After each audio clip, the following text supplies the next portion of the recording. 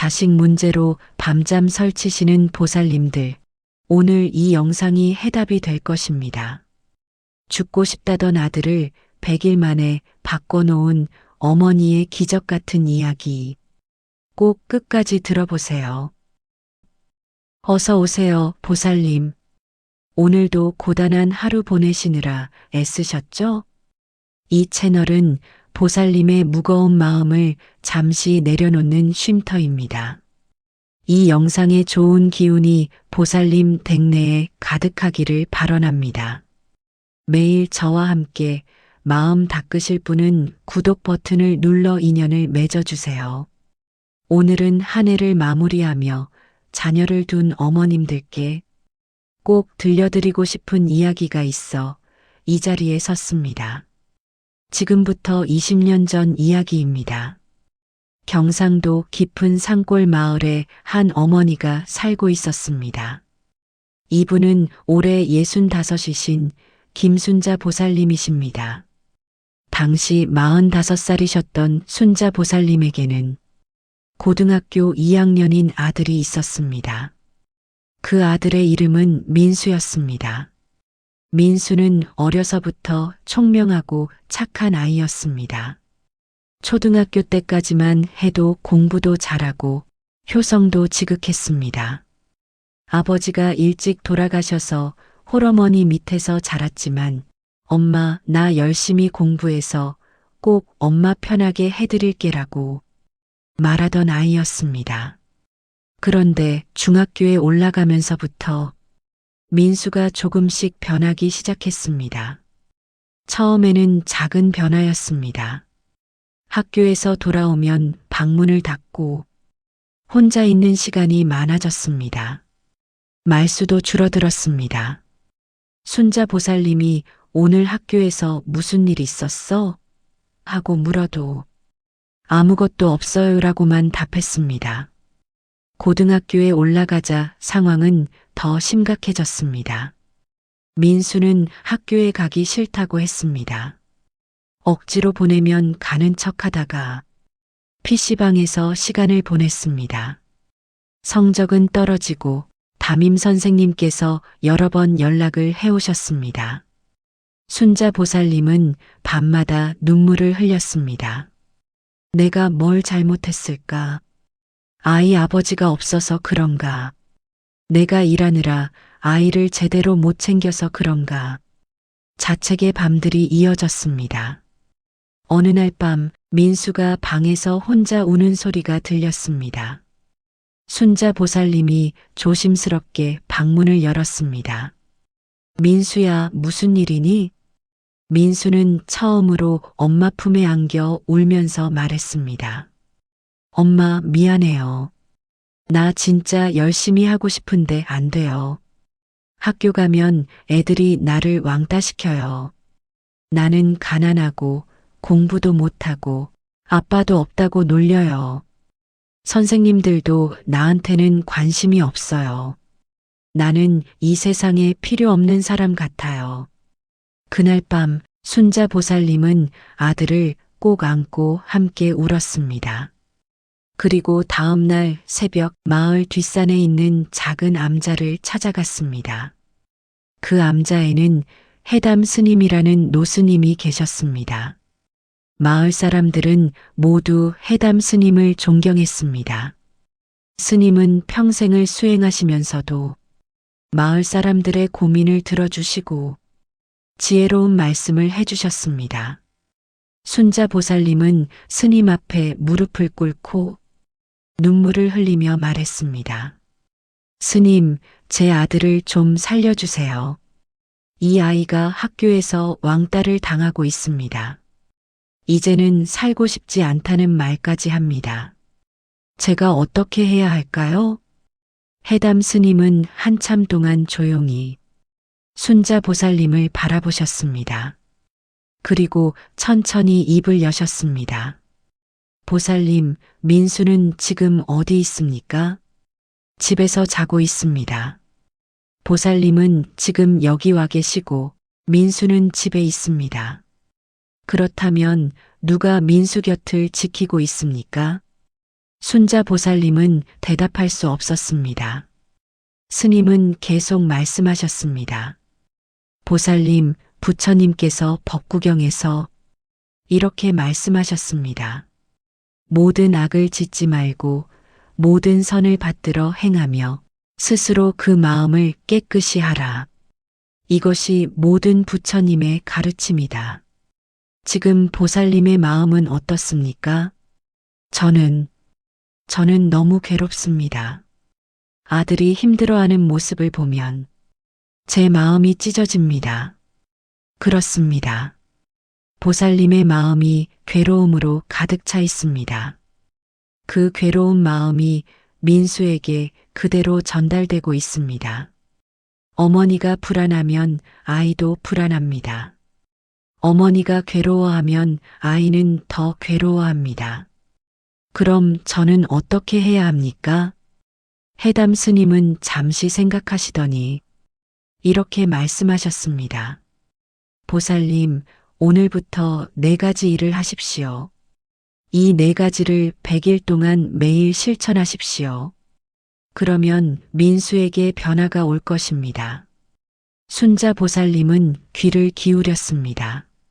첫째, 매일 새벽 민수가 자는 동안 반야심경을 3번씩 읽으십시오. 아이를 깨우지 말고 조용히 거실에서 읽으십시오. 읽을 때마다 이 공덕으로 민수가 평안하고 행복하기를이라고 회양하십시오. 둘째, 매일 민수를 위해 108배를 올리십시오. 하지만 민수가 공부 잘하게 해달라거나 친구들이 잘 대해달라고 기도하지 마십시오. 대신 이렇게 기도하십시오.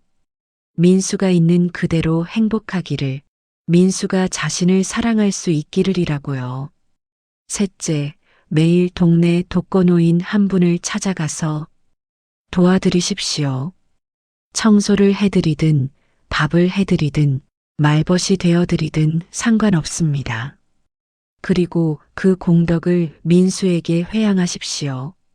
넷째, 그리고 가장 중요한 것입니다. 민수에게 매일 이렇게 말해 주십시오. 민수야, 너는 엄마의 자랑이야. 공부를 못해도 친구가 없어도 내가 여기 있다는 것만으로도 엄마는 행복해. 이 말을 진심으로 하십시오. 순자 보살님은 눈물을 닦으며 물었습니다. 스님, 정말 그것만 하면 민수가 나아질까요? 해담 스님은 자비로운 미소를 지으시며 말씀하셨습니다. 나아지는 것은 민수가 아닙니다. 보살님이 먼저 나아지는 것입니다. 보살님의 마음이 평안해지면 그 평안함이 민수에게 전달됩니다. 부처님께서는 금강경에서 응무소주의 생기심이라고 하셨습니다. 마땅히 머무는 바 없이 그 마음을 낼지니라. 민수가 어떻게 되어야 한다는 집착을 내려놓으십시오. 그냥 민수를 사랑하십시오. 순자 보살님은 그날부터 해담 스님의 말씀대로 실천하기 시작했습니다. 첫째 날 새벽 4시 보살님은 일어나 거실에 작은 부처님을 모셨습니다. 그리고 향을 피우고 반야심경을 펼쳤습니다. 한문은 잘 몰랐지만 절에서 얻어온 한글로 쓰인 반야심경이었습니다. 관자재보살 행심 반야바라밀 다시 조겨놓은 계공 도일체고액. 처음에는 떨리는 목소리로 읽었습니다. 민수의 방에서는 아무 소리도 들리지 않았습니다. 아이는 깊이 잠들어 있었습니다. 3번을 읽고 나니 30분이 지나 있었습니다. 그리고 보살님은 108배를 시작했습니다. 처음에는 몸이 힘들었습니다. 평소에 운동을 하지 않았기 때문입니다. 하지만 절을 하면서 스님의 말씀을 떠올렸습니다. 민수가 있는 그대로 행복하기를, 민수가 자신을 사랑할 수 있기를, 한 절 한 절 할 때마다 이 기도를 되뇌었습니다. 50배쯤 했을 때 땀이 흘렀습니다. 80배쯤 했을 때 다리가 후들거렸습니다.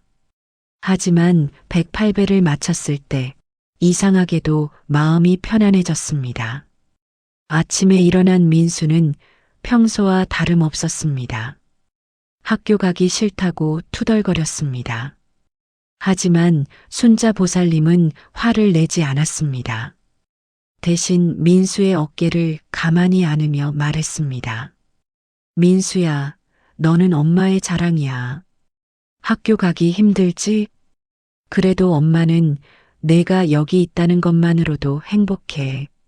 민수는 어색한 표정으로 엄마를 쳐다봤습니다. 엄마, 무슨 이상한 소리야? 하지만 민수의 눈에 뭔가 미묘한 변화가 있었습니다. 그날 오후 순자 보살님은 동네에 혼자 사시는 박할머니 댁을 찾아갔습니다. 박할머니는 팔순이 넘으신 분인데 자식들이 모두 도시로 나가서 혼자 사셨습니다. 할머니, 제가 청소 좀 도와드릴게요. 아이고, 순자 씨. 무슨 일이요? 그냥 할머니 뵙고 싶어서요. 보살님은 할머니 댁을 청소하고 함께 저녁도 드렸습니다. 할머니는 오랜만에 사람과 이야기를 나누셔서 그런지 무척 기뻐하셨습니다. 집으로 돌아오는 길에 보살님은 마음속으로 회양했습니다. 이 작은 공덕으로 우리 민수가 평안하기를, 그리고 세상의 모든 외로운 어르신들도 편안하시기를. 이렇게 첫째 날이 지나갔습니다. 일주일이 지났습니다. 순자 보살님은 매일 새벽 4시에 일어나 독경과 108배를 했습니다. 처음에는 힘들었지만 점차 익숙해졌습니다. 그리고 무엇보다 보살님 자신의 마음이 달라지고 있었습니다. 예전에는 민수를 볼 때마다 걱정과 불안이 앞섰습니다. 이 아이가 공부를 안 하면 어쩌나, 학교를 그만두면 어쩌나, 나쁜 길로 빠지면 어쩌나. 하지만 이제는 달랐습니다. 민수를 보면 그냥 감사한 마음이 들었습니다. 이 아이가 살아있구나. 이 아이가 내 곁에 있구나. 2주가 지났을 때였습니다. 어느 날 저녁 민수가 엄마에게 물었습니다. 엄마, 요즘 엄마 좀 달라진 것 같아. 전에는 맨날 나한테 공부하라고, 학교 잘 다니라고 잔소리했는데 요즘은 그런 말 안 하네? 순자 보살님은 민수를 바라보며 말했습니다. 민수야, 엄마가 미안했어. 그동안 엄마는 내가 공부를 잘해서 좋은 대학 가고 좋은 직장 얻기를 바랐어. 하지만 그건 엄마의 욕심이었어. 이제 엄마는 그냥 네가 행복했으면 좋겠어. 네가 하고 싶은 거 하면서 살았으면 좋겠어. 민수는 잠시 말이 없었습니다. 그리고 조심스럽게 물었습니다. 엄마, 나 공부 못해도 괜찮아? 응, 괜찮아. 나 친구 없어도 괜찮아? 응, 괜찮아. 너는 그냥 내가 민수인 것만으로도 소중해. 그날 밤 민수는 오랜만에 엄마와 긴 대화를 나눴습니다. 학교에서 어떤 일들이 있었는지, 왜 힘들었는지, 무엇이 두려웠는지. 순자 보살님은 그저 들어주기만 했습니다. 충고하지 않았고 해결책을 제시하지도 않았습니다. 그냥 그랬구나, 많이 힘들었겠다라고만 말했습니다. 한 달이 지났을 때 민수에게 작은 변화가 나타나기 시작했습니다. 아침에 일어날 때 표정이 조금 밝아졌습니다. 학교에서 돌아와서도 예전처럼 바로 방에 들어가지 않고 거실에서 엄마와 이야기를 나누기도 했습니다. 엄마, 오늘 학교에서 새로운 전학생이 왔어. 그 애도 나처럼 혼자 다니던데 내가 말 걸어봤어. 그래, 잘했네. 근데 그 애가 나한테 말을 안 하더라. 그래도 괜찮아. 나도 처음에는 그랬으니까.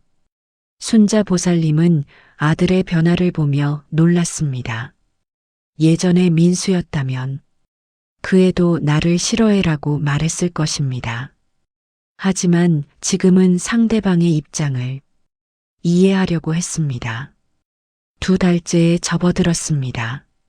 순자 보살님은 여전히 매일 새벽 수행을 했습니다.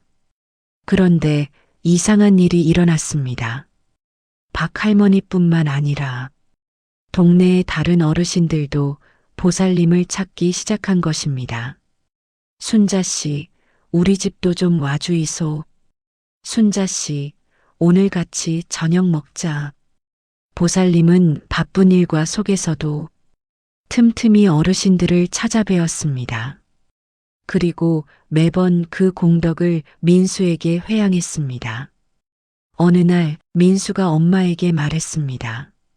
엄마, 나도 박 할머니 댁에 같이 가도 돼? 순자 보살님은 깜짝 놀랐습니다. 정말?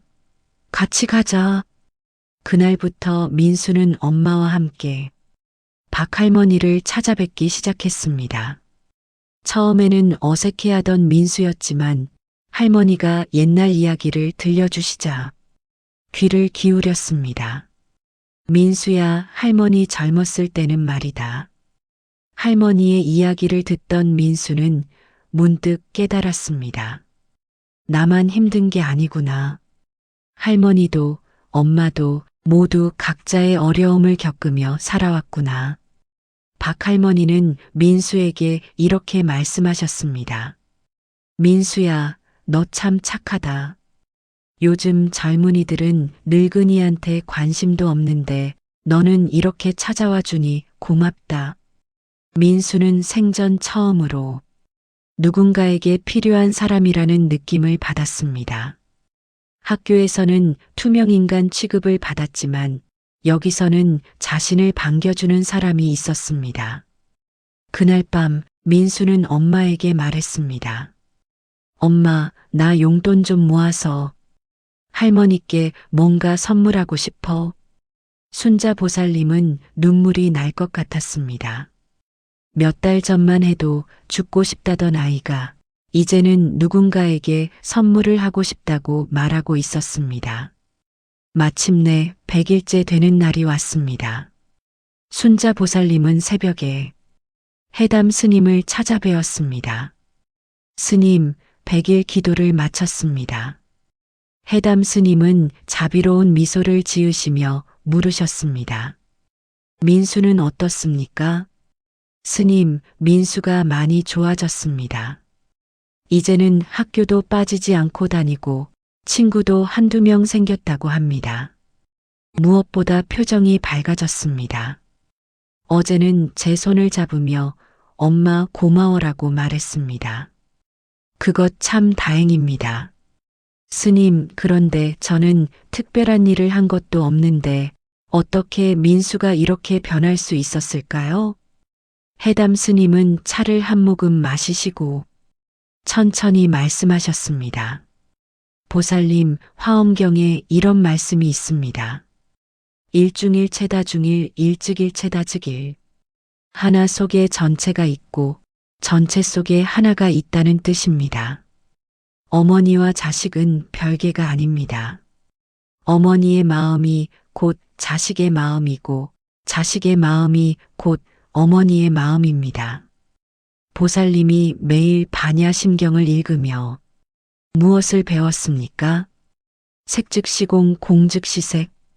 모든 것은 고정된 실체가 없다는 것을 배웠습니다. 민수가 영원히 불행할 것이라는 생각도 실체가 없는 것입니다. 모든 것은 변합니다. 보살님이 매일 108배를 하며 무엇을 기도했습니까? 민수가 있는 그대로 행복하기를 기도했습니다. 이것이 바로 무조건적인 사랑입니다. 자해경에서 부처님께서는 어머니가 목숨을 걸고 외아들을 지키듯이 모든 생명을 대하라고 하셨습니다. 조건 없는 사랑이야말로 가장 큰 힘입니다. 보살님이 매일 독거노인을 도우며 무엇을 실천했습니까? 보시를 실천했습니다. 금강경에서는 보살이 보시할 때 아상, 인상, 중생상, 수자상에 머물지 말라고 했습니다. 자신을 위해서가 아니라 타인을 위해 행하는 선행은 큰 공덕을 낳습니다. 그 공덕을 민수에게 회양했을 때 그것은 보이지 않는 힘이 되어 민수를 보호했습니다. 보살님이 매일 민수에게 무엇이라고 말했습니까? 너는 엄마의 자랑이다라고 말했습니다. 이 말 한마디가 민수의 마음에 씨앗을 심었습니다. 자신이 사랑받을 만한 존재라는 확신이 생기면 사람은 변합니다. 순자 보살님은 그제야 깨달았습니다. 100일 동안 변한 것은 민수가 아니라 자신이었다는 것을 깨달았습니다. 자신의 마음이 평안해지니 그 평안함이 민수에게 전달된 것이었습니다. 그로부터 5년이 흘렀습니다. 민수는 고등학교를 졸업하고 사회복지학과에 진학했습니다. 성적이 좋아서 명문대를 간 것은 아니었습니다. 하지만 민수는 자신이 진정으로 하고 싶은 일을 찾았습니다. 엄마, 나는 박할머니 같은 분들을 돕는 일을 하고 싶어. 엄마랑 같이 할머니들 도우러 다니면서 느꼈어. 누군가에게 필요한 사람이 되는 게 얼마나 행복한 일인지. 대학 시절 민수는 열심히 공부했습니다.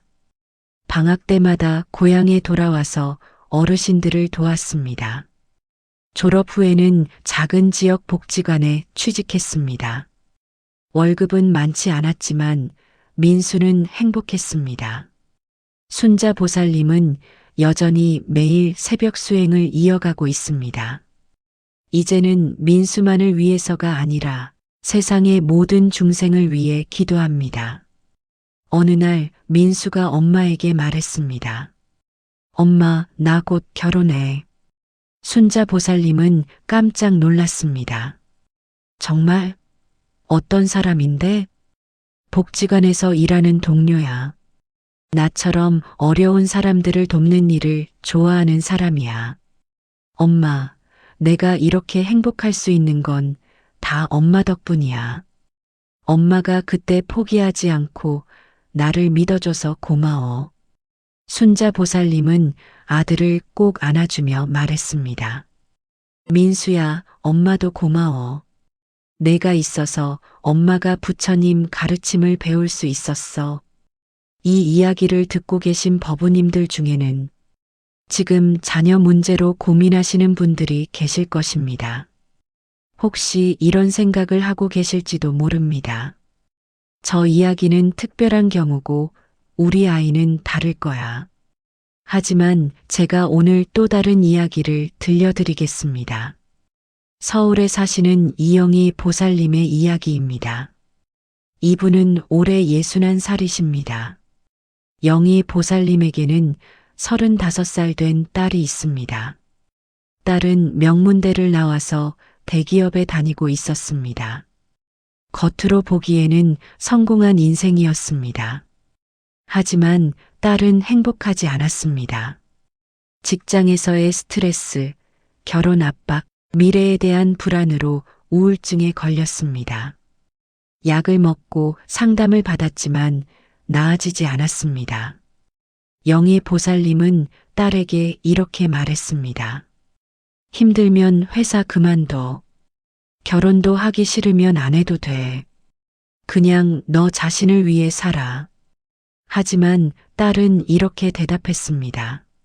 엄마는 몰라. 내가 지금까지 이렇게 되기 위해 얼마나 노력했는데 이제 와서 포기할 수 없어. 영희 보살님도 순자 보살님처럼 절에 가서 기도를 시작했습니다. 하지만 조금 다른 방식으로 했습니다. 영희 보살님은 딸을 위해 기도하는 대신 먼저 자신의 욕심을 돌아보았습니다. 나는 정말 딸이 행복하기를 바랐을까? 아니면 딸이 성공해서 내가 자랑스러웠던 걸까? 딸에게 명문대를 가라고, 대기업에 들어가라고 말한 건 누구였을까? 영희 보살님은 깨달았습니다. 딸의 불행이 자신의 욕심에서 시작되었다는 것을 깨달았습니다. 그래서 딸에게 편지를 썼습니다. 사랑하는 딸아, 엄마가 미안하다. 그동안 엄마는 내가 성공하기를 바랐어. 좋은 대학, 좋은 직장, 좋은 배우자. 하지만 그게 정말 내가 원하는 것이었는지는 물어보지 않았어. 이제 엄마는 내가 뭐라든 지지할 거야. 내가 회사를 그만두든 결혼을 안 하든 그냥 내가 행복하면 돼. 딸은 그 편지를 읽고 펑펑 울었습니다. 그리고 몇 달 후 딸은 회사를 그만두고 작은 베이커리를 차렸습니다. 어려서부터 빵 굽는 것을 좋아했던 딸이었습니다. 지금 딸은 작은 가게를 운영하며 행복하게 살고 있습니다. 수입은 예전보다 적지만 매일 자신이 좋아하는 일을 하며 웃을 수 있게 되었습니다. 보살님들, 이 두 이야기에는 공통점이 있습니다. 바로 어머니가 먼저 변했다는 것입니다. 부처님께서 법구경에서 이렇게 말씀하셨습니다. 자신이야말로 자기의 의지처이니 다른 누가 의지처이겠는가. 잘 다스려진 자기야말로 얻기 어려운 의지처이다. 자녀를 변화시키려고 하기 전에 먼저 자신을 변화시켜야 합니다. 자녀에게 공부하라고 하기 전에 먼저 자신이 부처님 말씀을 공부해야 합니다. 자녀에게 착하게 살라고 하기 전에 먼저 자신이 자비를 실천해야 합니다. 그렇다면 구체적으로 어떻게 해야 할까요? 첫째, 매일 경전을 읽으십시오. 반야심경이든 법구경이든 금강경이든 상관없습니다. 중요한 것은 매일 부처님 말씀을 가까이 하는 것입니다. 경전을 읽으면 마음이 맑아집니다. 맑은 마음은 자녀에게 전달됩니다. 둘째, 자녀를 위해 기도하되 조건을 달지 마십시오. 공부 잘하게 해주세요가 아니라 행복하게 해주세요라고 기도하십시오. 좋은 배우자 만나게 해주세요가 아니라 좋은 인연 만나게 해주세요라고 기도하십시오. 셋째, 선행을 실천하고 그 공덕을 자녀에게 회양하십시오. 어려운 이웃을 도우십시오. 봉사활동을 하십시오. 작은 것이라도 좋습니다. 그리고 이 공덕으로 우리 아이가 평안하기를이라고 회양하십시오. 넷째, 자녀에게 무조건적인 사랑을 표현하십시오. 너는 엄마의 자랑이야 라고 말해 주십시오.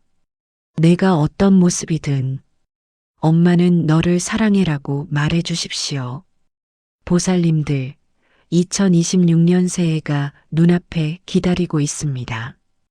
이 한 해 동안 자녀의 앞길을 밝혀주고 싶으시다면 오늘 제가 말씀드린 이야기를 기억하십시오. 순자 보살님처럼 100일 기도를 하실 수도 있고 영희 보살님처럼 자신의 욕심을 내려놓는 것부터 시작하실 수도 있습니다.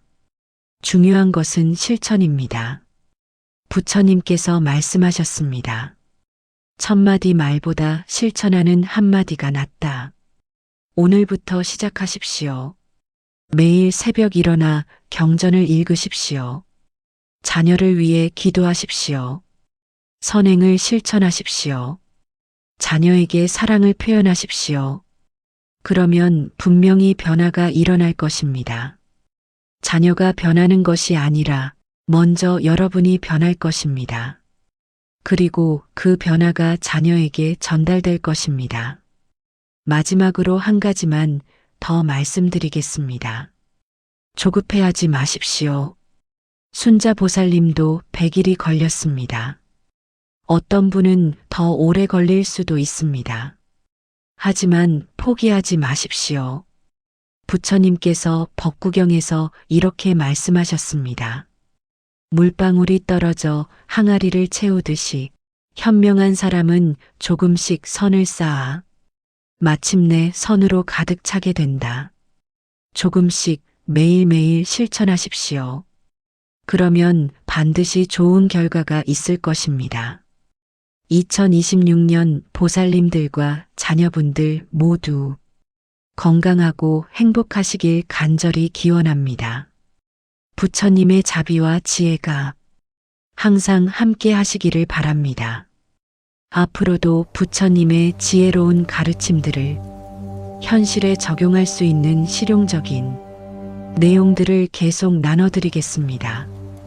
이 영상의 좋은 기운이 보살님 댁내에 가득하기를 발언합니다. 매일 저와 함께 마음 닦으실 분은 구독, 좋아요 버튼을 눌러 인연을 맺어주세요. 법보시, 진리를 전하는 것은 최고의 공덕입니다. 댓글로 보살님들의 경험이나 궁금한 점을 나누어 주십시오. 여러분의 이야기를 듣고 함께 나누는 것도 큰 기쁨입니다. 오늘의 법문을 마치겠습니다. 옴마니 밤메훔. 고맙습니다.